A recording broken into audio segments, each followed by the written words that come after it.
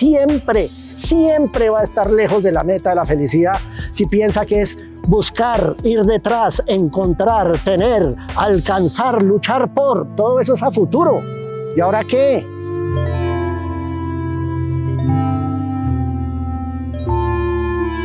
Yo soy Álvaro García, soy actor hace muchos años, muchísimos años. A veces escribo, pero lo que más hago, porque estoy soltero desde hace 25, es pensar. Pues cuando no estoy viendo streaming, pero bueno. Uno allá a los 65 años ha tenido mucho en qué pensar y entre otras cosas se ha puesto a pensar en qué diablos es la felicidad. No, ¿qué es la felicidad? Todos nos hemos preguntado qué es la felicidad y hay una cantidad de teorías filosóficas, psicológicas, sociales, místicas, espirituales, de todo tipo. Aristóteles decía que la felicidad era simplemente portarse bien y tener algunos, no sé, y no estar haciéndole daño a nadie. Los epicúreos decían que no, que la idea era no sufrir y pasarla bueno. Los existencialistas era decir, en la mitad de este absurdo toca es buscarle sentido a la vida y entonces eso es ser feliz. Emocionalmente, pues nada, ser feliz es no sufrir, ¿no? Básicamente. Espiritualmente, cada religión tiene la suya, pero la que más me gusta es la de los budistas.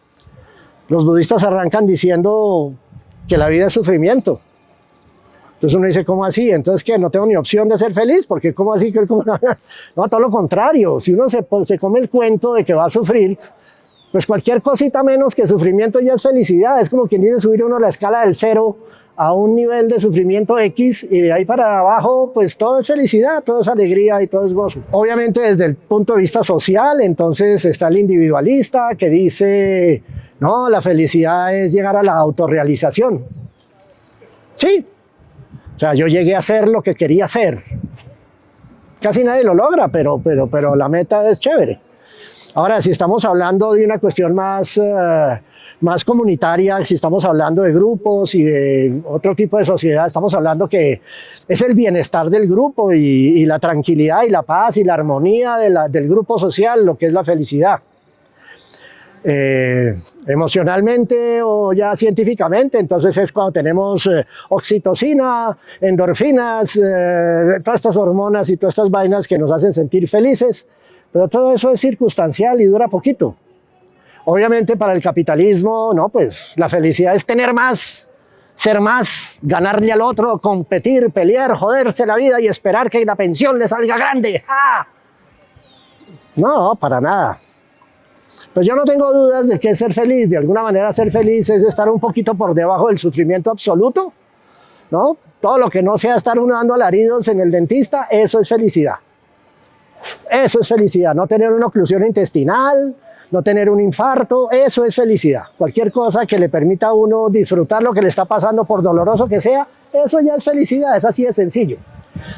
Pero definitivamente la felicidad no es estar buscando algo, ni esperando algo, ni ahorrando para algo, ni teniendo para algo, porque eso es una estupidez, porque siempre, siempre va a estar lejos de la meta de la felicidad si piensa que es buscar, ir detrás, encontrar, tener, alcanzar, luchar por. Todo eso es a futuro. ¿Y ahora qué? Hay un cuento. Hay un libro que se llama El Conde Lucanor, eso es del infante don Juan Manuel, se llama, eso es de 1380 y algo, antes de Cervantes. Y es una serie de cuentos, a mí me regalaron eso cuando tenía 9 años, me regalaron una versión reducida solamente con la primera parte, que son como 51 cuentos, y son los cuentos del Conde Lucanor preguntándole a su consejero, que se llamaba Patronio, vainas de la vida. En la Edad Media eran más inteligentes que ahora, hablaban más de la vida que del programa de televisión y de los likes. Entonces eran más inteligentes que ahora, sí, digamos lo contrario. Sí, era épocas oscuras, de acuerdo. Se nos vino la Inquisición después de la Edad Media y bueno, nos llegaron aquí en el 1400, en el Renacimiento, en el 8. Pero para ese entonces pensaban en la vida porque no tenían televisión, no tenían celulares, entonces como que pensaban más en eso. Y un día estaba el conde Lucanor sumamente triste porque se sentía insatisfecho con su vida, siendo que era conde. Calcule, pues en la Edad Media ser conde, eso era tener plata y estar tranquilo. Pero entonces le preguntó a Patronio que por qué se sentía tan mal que él tenía como la sensación de que la vida se le escapaba de las manos y que la vaina como que no funcionaba. Y Patronio le dijo, bueno, no le podría explicar exactamente su cuento porque no soy psiquiatra, en ese entonces no había psiquiatras, entonces probablemente el otro ni siquiera le entendió, pero le dijo, le voy a contar una historia. Iba un hombre por el camino, muy triste, porque estaba en la pobreza absoluta y lo único que se estaba comiendo eran unas alberjas crudas que había encontrado de un cultivo cercano. Y se estaba comiendo las pepas mientras lloraba, diciendo, esta es mi única comida. Y se comía las alberjas crudas, duras, las masticaba y botaba las vainas. Los sobrecitos los iba botando atrás, quejándose por su vida miserable. Cuando de repente sintió que alguien se reía, dijo, ¿quién se está burlando de mí? Y cuando se volteó, se encontró que venía un hombre detrás de él, encantado de la vida, feliz, porque estaba recogiendo las vainas que él estaba botando. Eso es serio, porque la felicidad es una cuestión de perspectiva. No voy a hablar de quién, porque era mi familia política y me da pena dejarlos mal. Pero una vez llegué a casa, yo ya estaba separado y estaba en la más absoluta de las quiebras, realmente. Yo atinaba a llegar, uy, qué casualidad llegar al almuerzo para que me dieran un platico de algo, porque iba a recoger a mis hijos y no tenía realmente ni con qué almorzar yo. Malas épocas, hace más de 30 años, gracias a Dios. El cuento es que llegué yo una vez a la casa de ellos y estaban almorzando. Y estaban almorzando. Empecemos por eso, estaban almorzando y me invitaron a almorzar. Y yo me senté y pues yo estaba más preocupado por terminarme las lentejas que por hablar. Entonces empecé a oír lo que conversaban y decían que la situación, estamos hablando del año 97, del siglo pasado, la situación en el país estaba terrible. Porque una de las hermanas de mi exesposa, a quien quiero mucho, estaba preocupadísima porque ese año no se iban a poder ir a esquiar a Aspen, Colorado, a Estados Unidos. ¿Cómo estaba de mal la situación? Que solamente se podían ir al Santa Clara en Cartagena. ¡Qué horror! ¡Qué tragedia! Estamos mal, este país está podrido, no puedo ir a esquiar. Y otra hermana después estaba aterrada, angustiadísima y duró como media hora hablando del horror que había sido, cómo había tenido que regañar a la dama del servicio porque le había manchado el forro del cojín del sofá. Pero eso era una tragedia. Cuando yo estaba pensando en cómo diablos hago para lavar la ropa si se me acaba de podrir la lavadora.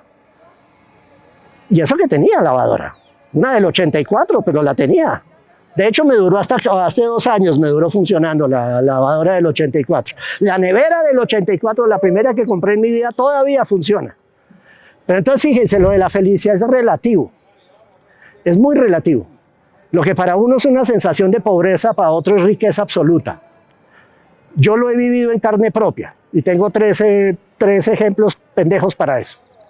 Recién separado yo no tenía dónde vivir, yo vivía en Cajicá, obviamente la casa, todo se lo dejé a mi mujer y me fui con un viejo Renault 4 del 78 que tenía, que entre otras me tocó dejársela como parte de pago al del taller la última vez que lo mandé a arreglar y él me dio las vueltas porque no me alcanzaba para pagarle el arreglo.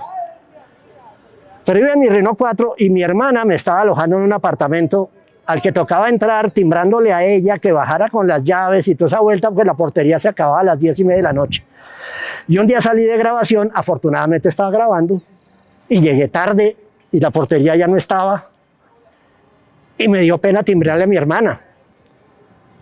Porque carajo, a las 10 eran como las 11:30 de la noche, quería decir, Pilar, baja, ábreme por favor, tal, tras de que no estaba muy contenta de que yo estuviera allá. ¿Y qué hice? Cogí mi Renault 4, anduve 2 cuadras más por la 7ª hacia el norte y me encontré el Hotel ABC, en la 48 con 7ª. Dije, hotel, esperemos que la tarjeta de crédito todavía me quede algo de cupo, y aquí, vamos a ver si alcanzo. Y metí el carro, era un garaje en el fondo, oscuro, me dijo, usted tiene que levantarse después a sacarlo porque hay que sacar el carro de atrás. Me empezó a oler a moho. Entré a la recepción, ¿cuál recepción? Eran 2 escalones al lado de la puerta y un pedazo de madera ahí donde un tipo se apoyaba. Me llevó a la habitación, fue a prender la luz, no había luz en el baño. Dije, bueno, pero esta es la habitación. Dije, bueno, sí, ¿cuánto es? Tanto, pin. Pagué. Yo ni me acuerdo de qué color eran las paredes, no me acuerdo de qué color eran las sábanas, solo me acuerdo que todo era como estar en uno de los círculos del infierno del Dante. Fui a abrir la cortina, como para abrir la ventana, era un muro, no había ventana. Dije, bueno, voy al baño, no había luz, escucha, no había papel. Y cuando fui a abrir la ducha, como para ver cómo me iba a bañar a la mañana siguiente, para salir al amanecer, ya que no tenía ni agua caliente y caía un chorro. Y cuando me fui a acostar, el colchón parecía que fueran un poconón de ratas empacadas, porque sentían solo turupes. La almohada era una masa informe, podían haber sido los restos de algo, cualquier cosa. Y ese día, más allá de lo gracioso que lo puedo contar, me sentí al borde de la renuncia. Me sentí la persona más miserable del planeta, porque estaba bajo techo, en un cuarto piso, con un carro parqueado, con una cama y una almohada, con agua potable, pero me sentí miserable y el ser más pobre del universo. Ese día me sentí muy mal.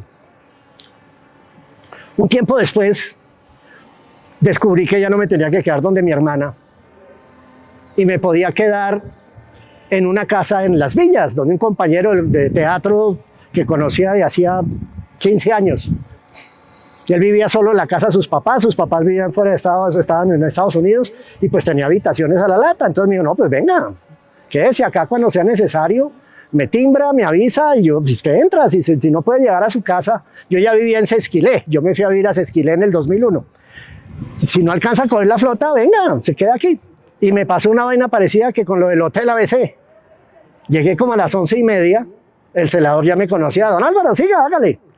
Le va a timbrar a don Carlos, le dije, no, ya está muy tarde, no sabe qué, mire, considerando lo que falta para el amanecer, yo me voy para el parquecito del fondo, traje libro, traje doble sudadera, vengo preparado, eso no hay problema, chaqueta, yo me siento allá a dormir en el parque. Que sí, me senté a leer mientras pasaba la noche y me daba sueño, venteaba como ahora, pero temperatura 1 de la mañana, o sea, estamos hablando de 10 grados menos. Dije, bueno, ¿qué hacemos? Eso está haciendo como mucho frío acá, pero bueno, no importa. Empecé a pasear por los arbolitos, me entró un ataque de nostalgia, pensé en los árboles de mi casa en Cajicá, en mis hijos. ¡Qué tragedia! Pero la verdad es que de repente se me acerca el celador y me dice, don Álvaro, esta vaina está muy fría aquí. Usted no puede dormir aquí, ¿cómo se va a dormir aquí en esta silla? Venga, hay una casa que está vacía, están en vacaciones. Yo no lo puedo dejar entrar a la casa, obvio. Pero el garaje está afuera, está cubierto y por lo menos pues se puede ahí arrimar. Dije, oiga, sí, está divertido, camine. Cogí mi morralito donde llevaba mi mesita de noche, que era una botella de agua y el celular para el despertador, esa era mi mesita de noche. Y me fui para el garaje. Y allá que me encuentro yo, nada menos la cama perfecta, una vaina de icopor así de grande, tamaño piernas, con una tapa. Dije, mire, mi saco de dormir, ahí está, acosté esa vaina y mire, ahí me caen los pies perfectos y esto me sirve de almohada. Y el celador era muerto de la risa. Yo dije, no, espere, ya le ayudo. Y se fue un rato y yo dije, no, pues aquí estoy organizado, listo, esto queda aquí tengo el techo, ¿para dónde va el viento? No, perfecto, aquí no me da el viento. Y aquí puedo dormir, tengo la agüita, tengo ya el despertador, claro, que igual me despiertan los pajaritos, encantados, y aparece este hombre con 3 costales. Para el pedacito que no le alcanzó ahí la vaina de icopor, pongámoslo ahí en el piso, lo puso, ya, yo me dormí ahí. Mire, pasé una de las mejores noches de mi vida, o sea, fue un placer, me sentí absolutamente feliz de estar durmiendo en un garaje en la calle entre una caja de icopor. ¿Qué diferencia eso con un hotel 2 estrellas en Chapinero? ¡Wow! Pues estaba feliz. Y la otra es que me fui a vivir a Sesquilé en el 2001. Llegué a una casa de adobe de 4 paredes, una sola puerta, un cielo raso, piso de tierra, sin baño, sin luz, sin agua corriente. Había una llave a 4 metros en una alberca. Había un cable que bajaba de Codensa, que bajaba hasta la casa donde tenía enchufado un bombillo. Y pues los muebles. Entre los muebles estaba la lavadora y la nevera del 84. Muebles de mi bisabuela. Todas las vejeces que nadie quería de mi familia habían ido a parar allá. Esa casa la había comprado mi papá en el 79, se murió a los 6 meses y a lo mucho fue 2 veces. Y 20 años después, cuando mi mujer y mis hijos decidieron irse a vivir a Alemania porque allá todo les salía gratis, porque ellos son alemanes, dije, no, ellos no vuelven, ¿yo qué hago alquilando en Bogotá solamente para que mis hijos tengan una habitación? Me voy para mi rancho en Sesquilé. Y me fui para allá. 7 por 12 mide la casa, no tenía ni una ventana, pero el viento entraba por entre el cielo raso. El techo original de los años 30 no tenía goteras. Esa es la gran ventaja. Instalé un sofá cama que era de mi papá, que eso parecía una hamaca mal armada, porque era tan viejo que eso era una vaina así. Puse un velo de cortina viejo de mi mamá para que los mosquitos no me mataran por la noche, y ahí dormí 3 meses, mientras hacía el baño, mientras arreglaba el piso, mientras armaba una cocina. Y mientras tanto me bañaba con totuma en la entrada, en pantaloneta porque me veían los vecinos, calentando en agua en un fogón que había armado con 3 ladrillos de adobe que habíamos quitado y con una rejilla, y ahí calentaba el agua para bañarme. Llegaba a grabaciones con un manchón de hollín acá y oliendo a puro rancho, oliendo a eucalipto quemado. Eso sí me decían, ¿de dónde viene? ¿Viene de paseo? No, de mi casa. La felicidad es una decisión. La felicidad no hay que buscarla afuera, no hay que ir a tener nada, no hay que esperar nada. Hay que decidir que uno es feliz con las circunstancias. Cuando el budista dice la vida es sufrimiento, el sufrimiento se puede reducir y se reduce con el desapego y se reduce con la falta de deseo. No está diciendo mentiras.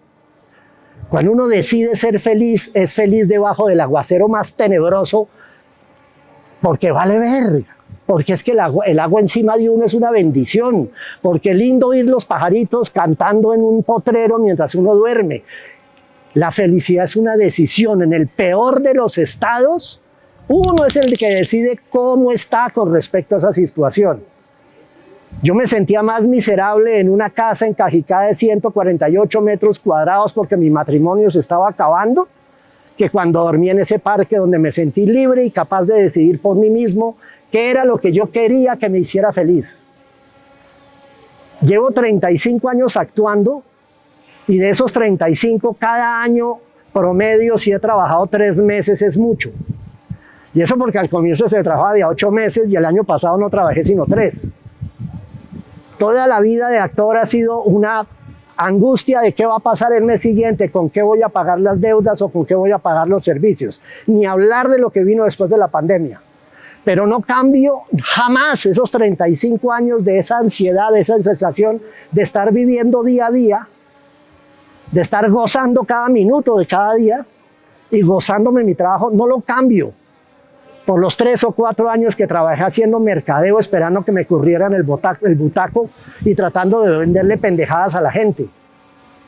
No los cambio ni siquiera por los 7 años que trabajé en el Banco de la República con salario, 14 sueldos, porque tenía horario de 8:45, 5:30 y estudiaba de noche en la universidad. No los cambio por esa estabilidad. ¿Por qué? Porque estoy haciendo lo que me da la gana, lo que hago bien y lo que disfruto hacer.